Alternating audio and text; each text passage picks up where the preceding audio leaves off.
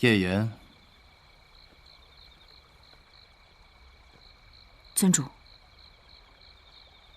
本尊有些心神不宁，到这时候才发现你在。尊主最近四处奔波，也许是累了。累倒不至于，只可惜没什么收获。那萧白已经练成了凤鸣刀最后一式，这萧家心法是没用了。你说，这负责偷心法的小春花还有用吗？他知道了太多的事，按照以往惯例，无用时当杀。小春花这么有趣，杀了她太可惜了。本尊会让她变得有用的。尊主，别说了，我不想听。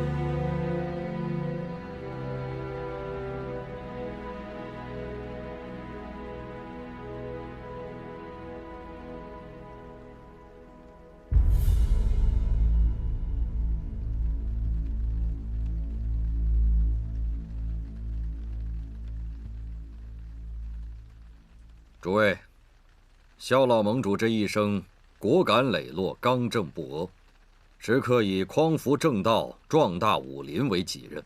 无论是武功还是智谋，均当得起治世大侠。而今天，果敢磊落，治世大侠，下！何人敢在此造次？不得污蔑盟主声誉！哼，一群虚伪至极的宵小之辈。既是为家父吊唁而来，何不现身再论长短？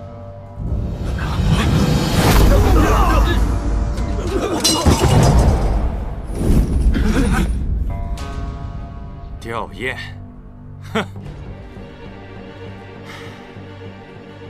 少庄主真是会说话。你还活着？隐山派，李建陵。各位掌门好记性，大家都别来无恙。既是故人，有什么误会就当面说。李掌门为何口出恶言，污蔑先父与众掌门？少庄主，还真是和年轻时候的萧元一模一样，生就了一副好皮相。可惜都是一副令人作呕的大侠做派。别添乱，少盟主可以应付这个场面。李兄，既然你还活着，为何不回来找我们呢？我早已经是个死人了。今天之所以死而复活，就是见不得萧元被当作仁义大侠传颂。他就是一个背信弃义的小人。一派胡言！少庄主，这是练就了凤鸣刀的最后一式了。那萧元死前是不是把玄冰石给了你？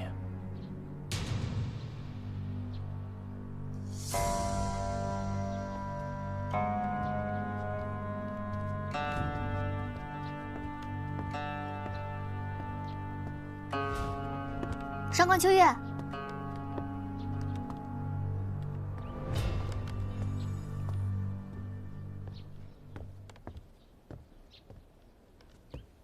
叫哥哥。果然是你。你来干什么？那个李建林也是你带来的？小春花去看看热闹，自然就知道了。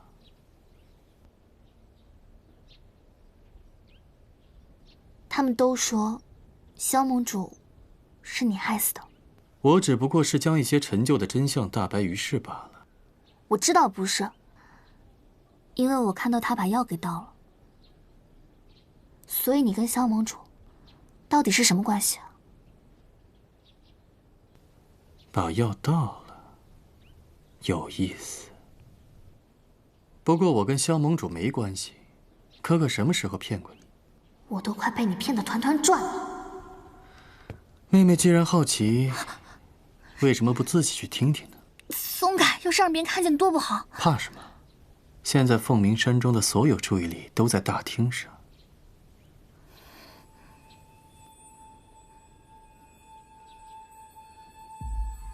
认真听。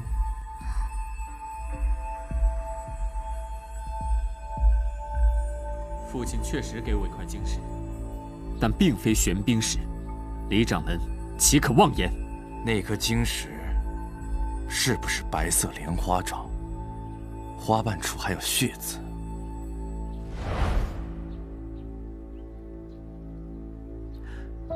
你为何得知？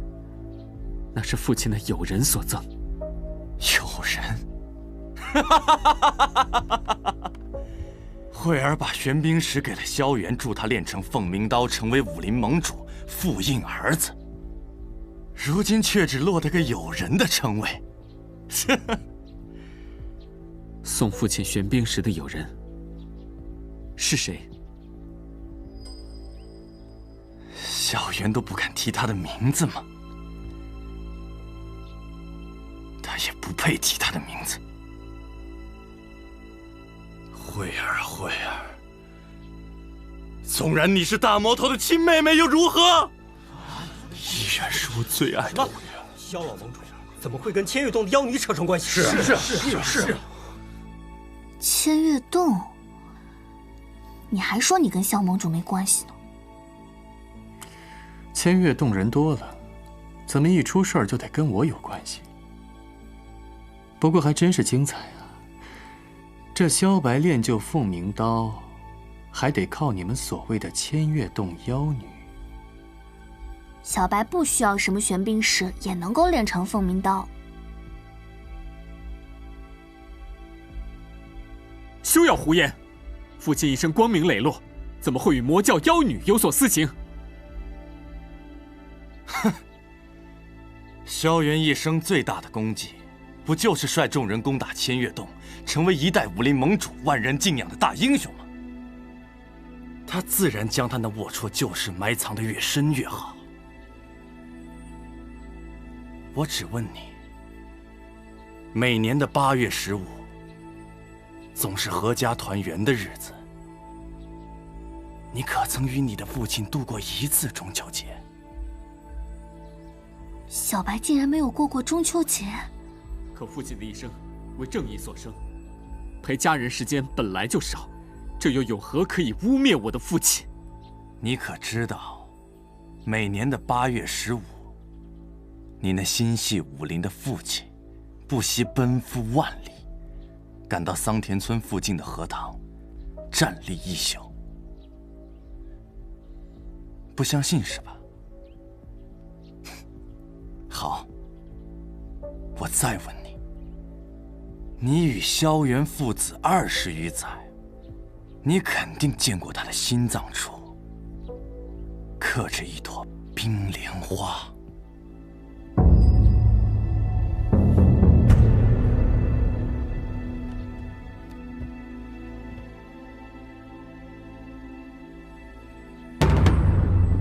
当年情形，李掌门不必闪烁其词，不妨当众告知。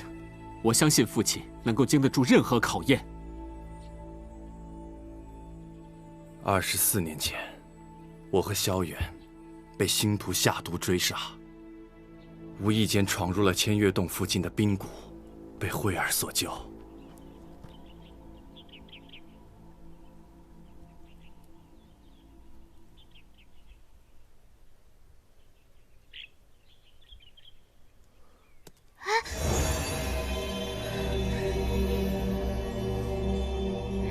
冰才喜欢他。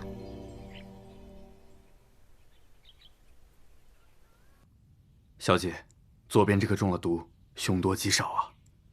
这么好看，没救了。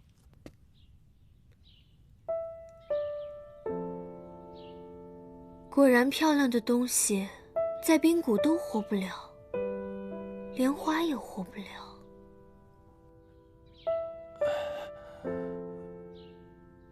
你醒了。多谢姑娘救命之恩。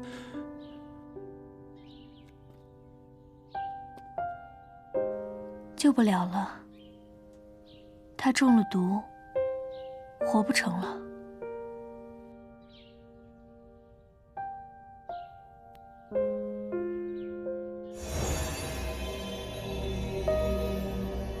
那一刻，美丽又诡异，我永生难忘。后来才知道，慧儿她天生惧怕炎热，所以一直久居冰谷。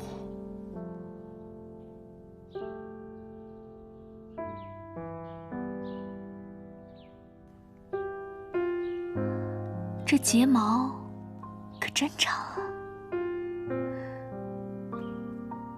啊！哎，我的冰残珠！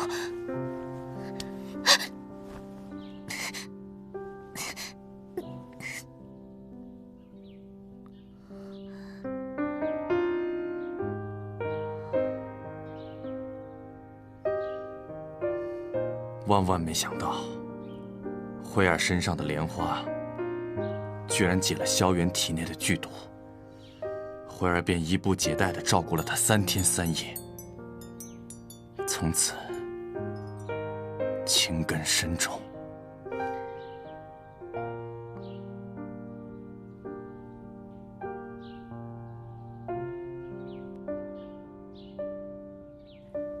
现在你也有朵莲花了。萧元终于醒了。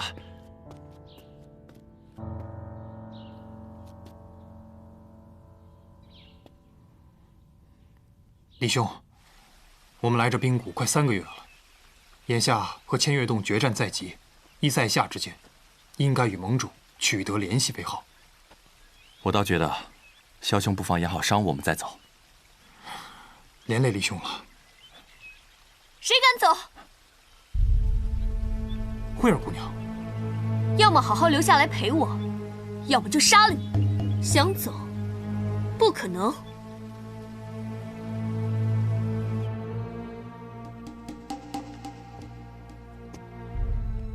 你不觉得你跟上官慧很像吗？哪儿像了？一样的以自我为中心。你看哥哥像他那么蠢吗？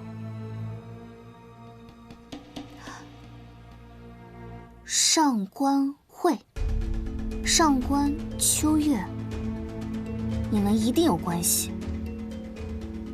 对呀，上官春花、上官秋月也有关系。接着听。上官慧果然是千月洞的妖女，哪怕不问江湖，也生性凶残。说到凶残，慧儿从不伤及任何人的性命，还救了我和萧元。试问风掌门，你刀下的亡魂，可曾数得清楚？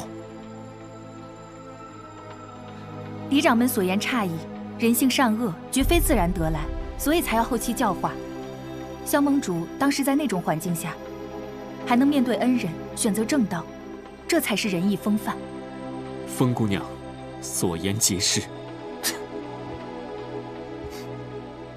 你们果然是天生的一对儿，一对为善。听见了吗？天生一对，你也是这么想吗？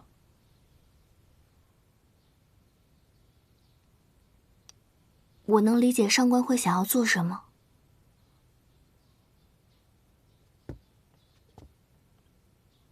不过我也赞成，生命贵重，需要教化。所以说，上官慧也只是为了留下萧老盟主，但是手段太残忍了，太狠毒。全天下没有任何人有资格评价慧儿。你可知道，那玄冰石刻成石莲，就这样被慧儿送给了那个萧元。如果在下知道，如果全是屁话。你们既然要做君子，那为何不把君子做到底？慧儿就是被你们这些伪善外表蒙蔽，错爱一生。你见过真的莲花吗？当然了。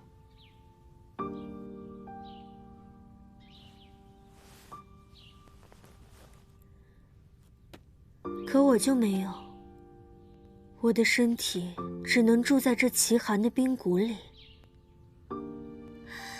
有一次，我偷偷跑出去，远远的只看到了碧波连天。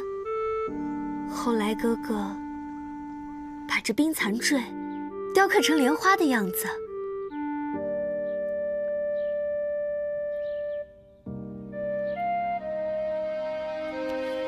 现在胸口又有一朵你送我的莲花。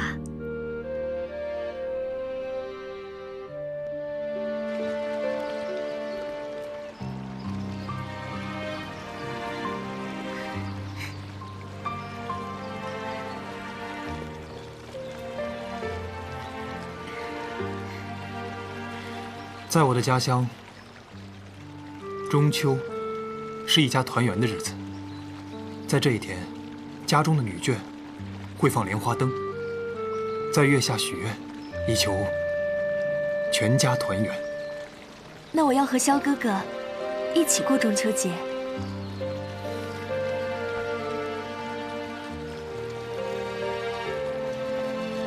萧哥哥，你的心跳得好快啊！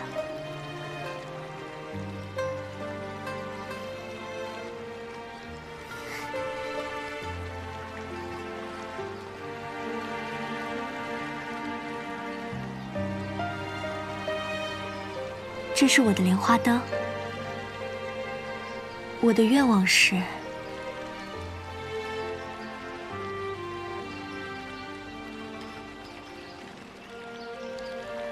和萧哥哥一生一世，永不分离。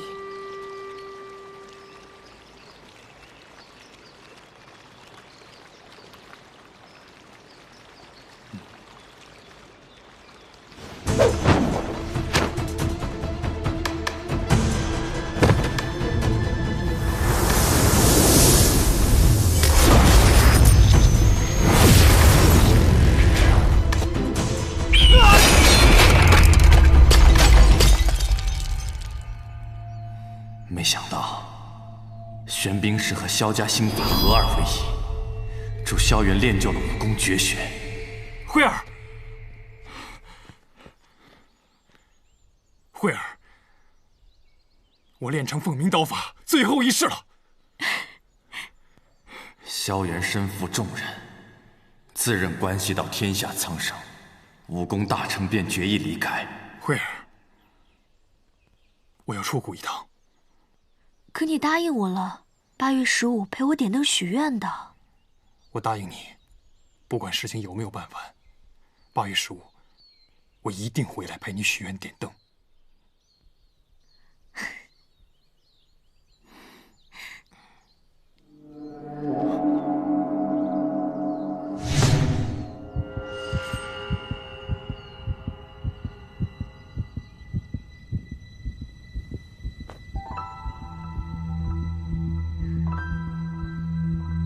萧哥哥，你的心跳得好快啊！凤鸣刀果然是人间至宝，能做到人刀合一。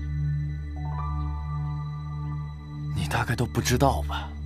凤鸣刀除了在练就最后一式能发出萧萧凤鸣外，当它的主人遇到心动的人，也会发出心跳一般的声音。萧夫人可曾有听到过这种声音？小春花，萧白的凤鸣刀有没有对你响过？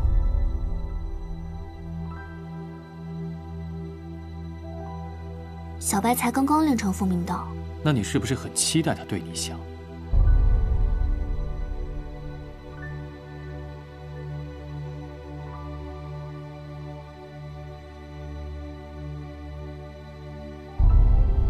喂，你不想听了？你不想知道上官慧是怎么死的？被自己蠢死的呗。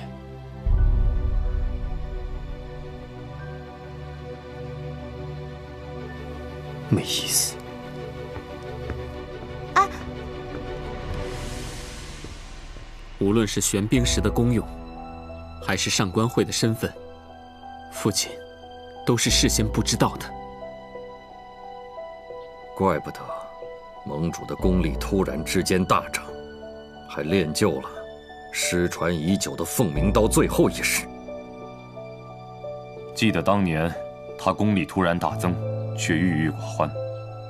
如今想来，当时这段孽缘，他当然不高兴了，因为很快他就知道了上官慧是谁。慧儿她是千月洞洞主的妹妹，你要是真爱慧儿，留下来，别再管白道和千月洞的恩怨。我知道8月15那天，萧元不会回来了。那一天，正是我们约定和千月洞决一死战的日子。只有这样，萧元才能当上下一任武林盟主。小姐快走！小姐快走！白道进宫，有星主背叛，洞主当场身亡。走，慧儿。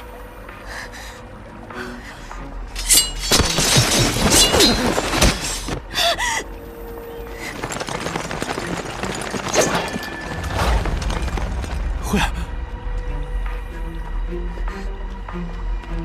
玄冰石呢？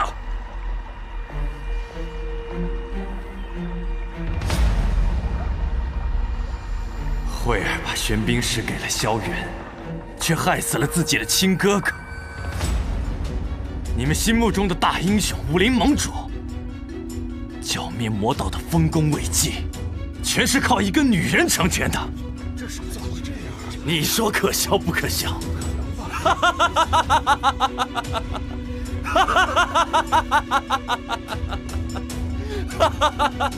李兄，我们也去找过你，只是为时已晚。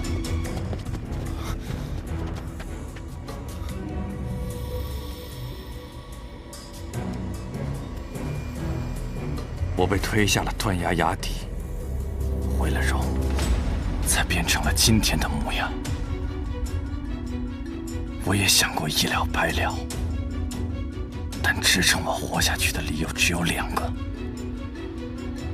一个是救出备受凌辱的慧儿，还有一个就是让萧元身败名裂。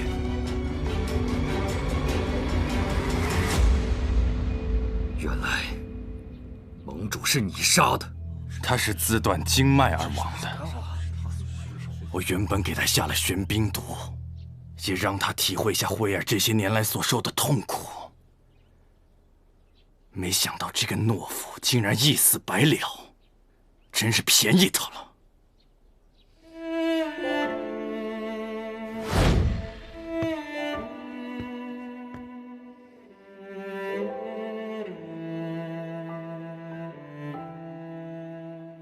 我终于知道，每年中秋节父亲都做了什么。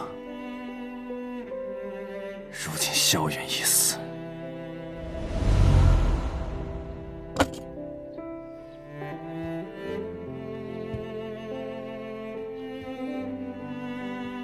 慧儿，今天我就来陪你，我们再也不分开。等着我，等着我。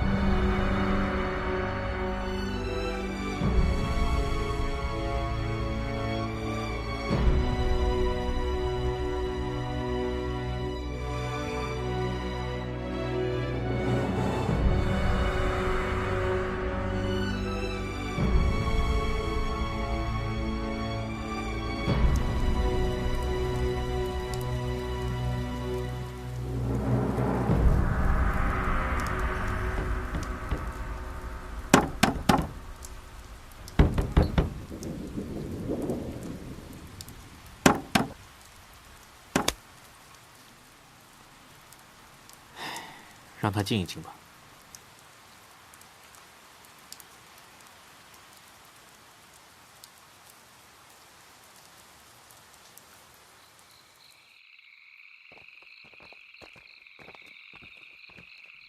没想到盟主还有这样一段往事。一将功成万骨枯。何人在此设下的残局？这就让人糊涂了，也不知道这是刚刚开局随手一摆，还是眼见残局难解，干脆打乱了棋子，弃局而去呢？这盘局倒很像今天的情形啊。怎么说？这一黑一白两枚棋子，就好比上官慧和萧老盟主，唯此二字相生相依，仿佛置身一场情局之中。对啊，如果没有他人的干扰，哪儿分什么黑白正邪？这两枚棋子便可以长长久久的相守下去。可击在局内，便无桃源。若是大波白子入局，这颗原本孤零零的白子，怎么还会忘记自己的身份，与黑子相安无事呢？当然可以忘记。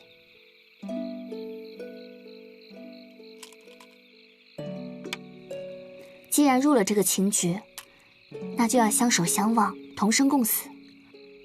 就算是背叛原来的阵营，也不足为信。可若是这白子便是正道，这黑子便是邪道，情局是何等狭小的格局。白子理应坚守正道，以江湖大局为重。那这黑棋呢？快刀斩乱麻，方得太平。风姑娘，若是真像你说的这么干脆利落，哪里还会有上官慧的事情？天下之局，情爱之局，到头来不过是一场迷局罢了。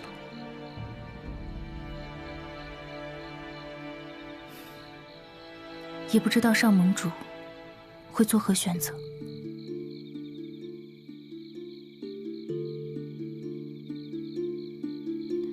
少盟主，小白。